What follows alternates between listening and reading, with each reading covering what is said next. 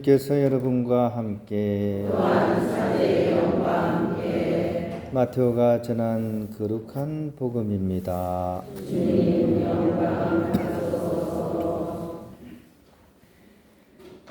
그때 11 제자는 갈릴리아로 떠나 예수님께서 분부하신 산으로 갔다. 그들은 예수님을 뵙고 엎드려 경배하였다. 그러나 들으는 의심하였다. 예수님께서는 그들에게 다가가 이르셨다. 나는 하늘과 땅의 모든 권한을 받았다. 그러므로 너희는 가서 모든 민족들을 제자로 삼아 아버지와 아들과 성령의 이름으로 세례를 주고 내가 너희에게 명령한 모든 것을 가르쳐 지키게 하여라. 보라, 내가 세상 끝날까지 언제나 너희와 함께 있겠다. 주님의 말씀입니다. 그리스도님 참여합니다. 네, 평화를 빕니다. 옆에 계신 분하고 또 이렇게 인사 나누면 좋겠습니다. 네, 평화를 빕니다.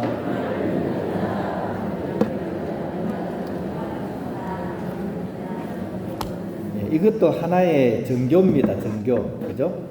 정교가 막 이렇게 어떤 종교를 이렇게 막 권하는 것도 정교겠지만 기본적으로 우리의 정교는 이제 평화의 인사입니다. 그죠? 주님의 평화를 나누는 것이 정교에 있어서 가장 이렇게 중요한 내용 중에 하나입니다.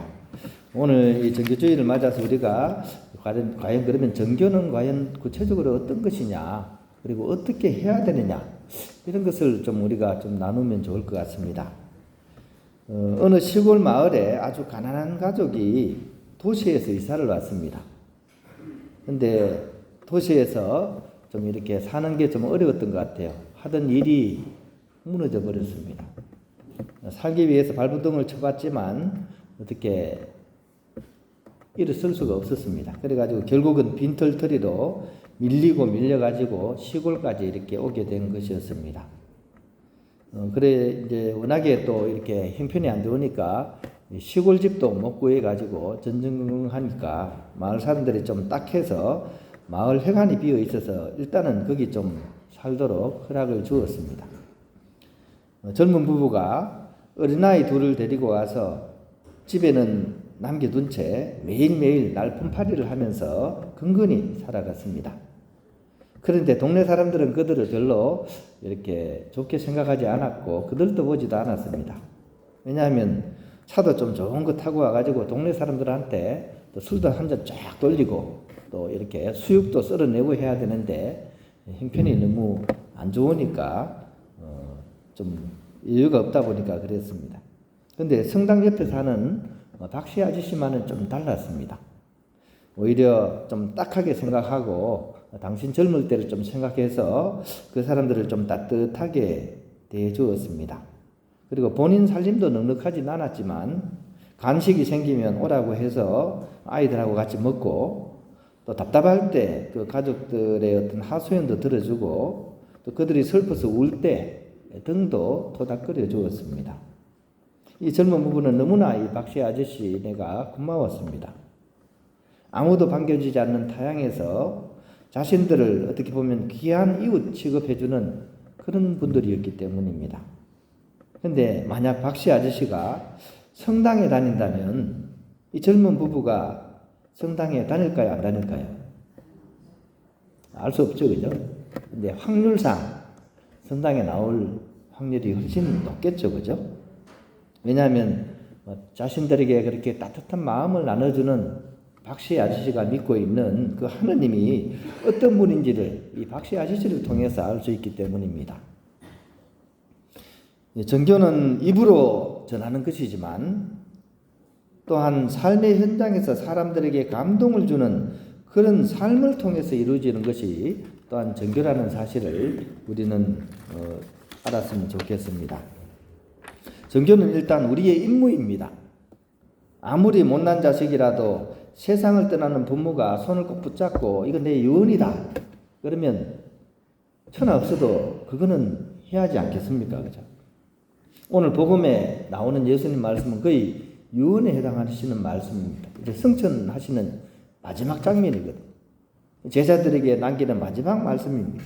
너희는 가서 이 세상 모든 사람들을 내 제자로 삼아서 아버지와 아들과 성령의 이름으로 그들에게 세례를 주고 내가 너희에게 명한 모든 것들 또 가르친 것들을 그들에게 전하여라 라고 마지막 유언을 남기신 것입니다. 우리는 이 말씀을 지켜야 됩니다. 왜냐하면 주님의 유언이시기 때문에. 그래서 성교 교령 제2항에 이렇게 표현되어 있습니다. 나그네 길을 가고 있는 교회는 그 본성상 선교하는 것을 사명으로 하니 이것은 성부의 계획을 따라 교회가 성자의 파견과 성령의 파견에서 그 기원을 이루고 있기 때문이다. 이렇게 기록이 되어 있습니다. 말은 딱딱한데 선교는 우리가 꼭 해야 되는 일이라는 사실을 이렇게 제시하고 있는 것입니다. 또한 교회의 탄생일이 언제입니까? 언제 교회가 탄생했습니까? 우리는 성령 강림일을 교회의 탄생일로서 이해하고 있습니다. 그 이유는 예수님께서 이렇게 제자들에게 성령 강림 때 이렇게 성령을 충만히 받고 떠났기 때문입니다. 급정이었던 제자들이 성령을 받고는 완전히 사람들이 달라졌습니다. 즉 굳셈의 은사로 충만해진 그들은 정교를 하려고 나섰습니다. 그러므로 정교의 역사는 교회가 생겨나면서 시작되었다고 보아야 합니다. 그리고 교회는 정교를 하기 위해서 생겨났다고 할 수 있습니다. 그래서 교회의 존재 이유는 성교에 있다고 결론을 내릴 수 있는 것입니다. 그리고 그 정교는 다름 아닌 예수 그리스도를 전하는 것입니다. 아직 그리스도를 모르는 이들에게 예수 그리스도의 기쁜 소식을 전하고 그분과 친교를 갖게 해주고 궁극적으로는 구원을 얻게 해주는데 그 목적이 있습니다. 예수님은 이렇게 말씀하셨습니다. 나는 하느님 나라의 기쁜 소식을 전해야 한다. 그 일을 위해서 하느님께서 나를 보내셨다라고 말씀하셨습니다. 그러므로 우리 또한 예수님의 이 사명을 예수님의 손과 발, 입이 되어서 전할 수 있어야 됩니다. 그러면 어떻게 해야 될까? 방법적인 측면에서 좀 생각해 보면 좋겠습니다. 첫 번째는 정교의 달인 중에 달인이신 사도 바오로의 그런 노하우를 우리가 참고하면 좋겠습니다. 사도는 이런 말씀을 하셨습니다. 말해주는 사람이 있어야지 기쁜 소식을 들을 수 있지 않습니까? 라고 말씀하셨습니다. 맞는 말씀이죠. 그죠? 아무리 좋은 것도 전해주지 않으면 알 수가 없는 거죠. 그런데 우리 가톨릭 신자들은 좀 점잔을 너무 많이 빼시는 측면이 있습니다. 그래서 정교를 하는 데는 좀 이렇게 멈칫멈칫 좀 쑥스러워 합니다. 하다못해 회사 식당에서 밥 먹을 때도 그래요. 성호경도 크게 못 꺼요. 주위 눈치 보고 가슴에 조그맣게 이렇게 그런 경우가 많습니다. 충분히 쑥스러워하고 좀 부끄러운 부분은 이렇게 이해가 되지만, 그거는 아니죠. 그죠? 옛날 우리 신앙의 선조들은 목숨까지 바치지 않았습니까? 그죠? 우리가 또한 진정으로 사랑하는 사람이 있으면 그에게는 무엇이든 다 해주고 싶습니다. 가족, 친척, 친구, 이들에게 세상에서 가장 귀한 하늘나라의 기쁜 소식을 전하지 않으면 내가 어떻게 그들을 사랑한다고 할 수 있겠습니까? 그런 측면에서 우리는 이웃들에게 하느님 나라의 복음을 전하는데 정말 기쁜 마음으로 전할 수 있어야 되겠습니다. 두 번째로 이 복음은 기도를 통해서 전해야 됩니다. 전할 수가 있습니다. 선교의 수호 성인이 누군지 아시죠? 그죠? 선교의 수호 성인이 누구십니까? 소아데레사입니다. 소아데레사. 그죠? 얼마 전에 10월 1일인가요? 그죠? 우리 축일 기념했죠. 그죠? 근데 이분은 사실은 우리가 상식적으로 생각하기에 밖에 나가서 전교를 하신 분이 아닙니다. 봉쇄수도원에 들어가 가지고요. 거기서 짧은 생이지만 거기서 평생을 사셨습니다. 밖에 안 나갔습니다. 소풍 가도 봄 소풍은 앞마당에, 가을 소풍은 뒷마당으로 갔습니다. 그런데 이분이 어떻게 전교의 그런 수호 성인일까요? 이분은 기도를 통해서 전교를 했습니다.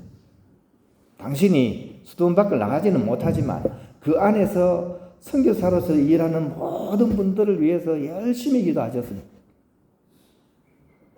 그분은 기도를 통해서 이 선교를 하신 것입니다.